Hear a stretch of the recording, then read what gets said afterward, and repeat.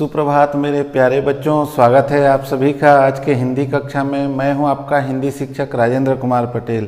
मेरे प्यारे बच्चों, हम आज पढ़ने वाले हैं अनुच्छेद लेखन। मेरे प्यारे बच्चों, लेखन का महत्वपूर्ण अंश है अनुच्छेद लेखन। हम लेखन वाला अंश पढ़ रहे हैं। इसमें 4 लेखन आता है और चारों में 5-5 नंबर जो है रहता है चारों लेखन में।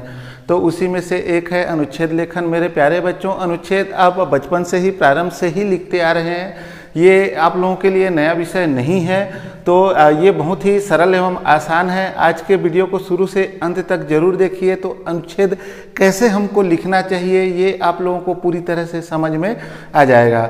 मेरे प्यारे बच्चों, आज का जो विषय है, आज का जो टॉपिक है, उसको प्रारंभ करने से पूर्व आप सभी अपने कॉपी और पेन निकाल लीजिए। आइए प्रारंभ करते हैं अनुच्छेद लेखन।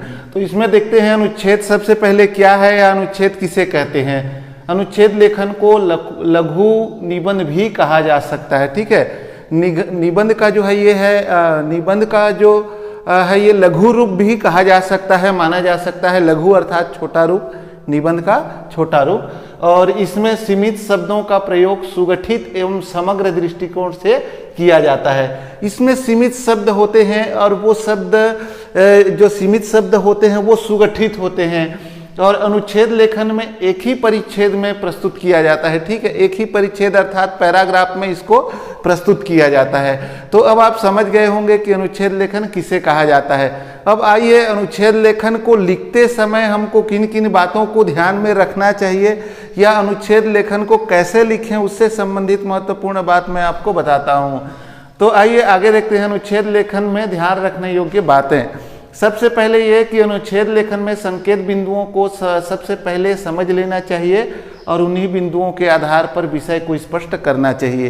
तो आप लोगों को मालूम है, जो अनुच्छेद लेखन आता है उसमें कुछ आपको संकेत बिंदु भी दिया जाता है। तो सबसे पहले विषय, जो अनुच्छेद लेखन का विषय है और जो संकेत बिंदु है, उन बिंदुओं को समझ लेना चाहिए आपको और उसी के आधार पर ही विषय को स्पष्ट करना चाहिए। आइए आगे देखते हैं। अनुच्छेद लेखन में उदाहरण या दृष्टांत के लिए कोई स्थान नहीं है। इसमें किसी भी प्रकार का कोई उदाहरण, कोई दृष्टांत नहीं दिया जाता। तो आप जब भी अनुच्छेद लिखते हैं आपको विशेष ध्यान रखना है, इसमें किसी प्रकार का कोई उदाहरण या दृष्टांत आपको नहीं देना है। आइए आगे देखते हैं।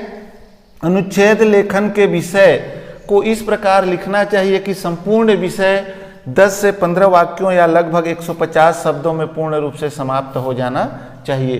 तो जिस भी विषय में आप अनुच्छेद लिख रहे हैं या जो भी संकेत बिंदु दिया गया है, उसको आप लोगों को ध्यान देना है कि 10 से 15 वाक्य या जो है 150 शब्द के अंत में वो जो अनुच्छेद है वो पूरा होना चाहिए। ठीक है, इसकी शब्द सीमा होती है 150 शब्द। तो उससे ज़्यादा शब्द या कम शब्द हमको नहीं लिखना चाहिए। 150 शब्द या 10 से 15 वाक्य के बीच में ही हमको लिखना चाहिए। आइए आगे देखते हैं। विषय के विभिन्न पक्षों पर विचार करने के उपरांत महत्वपूर्ण पक्षों का चुनाव करके उनकी चर्चा करनी चाहिए। तो विषय के जो अलग अलग जो पक्ष होते हैं उन पर विचार करने के उपरांत ही जो है उसमें उसका जो महत्वपूर्ण पक्ष है उन पर चर्चा करनी चाहिए। आगे देखते हैं। जहाँ तक संभव हो वाक्यों को छोटा तथा सरल रखना चाहिए। देखिए, शुरू से ही लेखन में मैं आप लोगों को बता रहा हूँ कि जो छोटे छोटे जो वाक्य हैं, ठीक है, वो जो है बेहतर होते हैं, अच्छे होते हैं लेखन के लिए।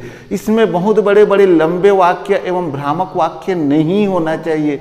तो आप जितना छोटा से छोटा वाक्य लिखें, ठीक है, वाक्य छोटा हो, साथ में सरल भी होना चाहिए। क्लिष्ट शब्द, क्लिष्ट वाक्य का प्रयोग इसमें नहीं करना चाहिए। वाक्य छोटे हों और सरल एवं सुगठित हों, देखने में, पढ़ने में हमको अच्छा लगना चाहिए।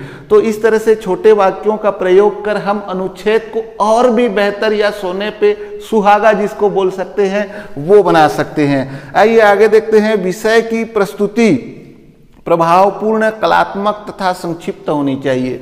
तो विषय की जो प्रस्तुति है, जो प्रस्तुति संकेत बिंदु के आधार पर हम दे रहे हैं, वो जो प्रस्तुति है वो प्रभावपूर्ण, कलात्मक और संक्षिप्त होना चाहिए। ठीक है, प्रभावपूर्ण, कलात्मक और संक्षिप्त होना चाहिए, हमको विशेष ध्यान में रखना है।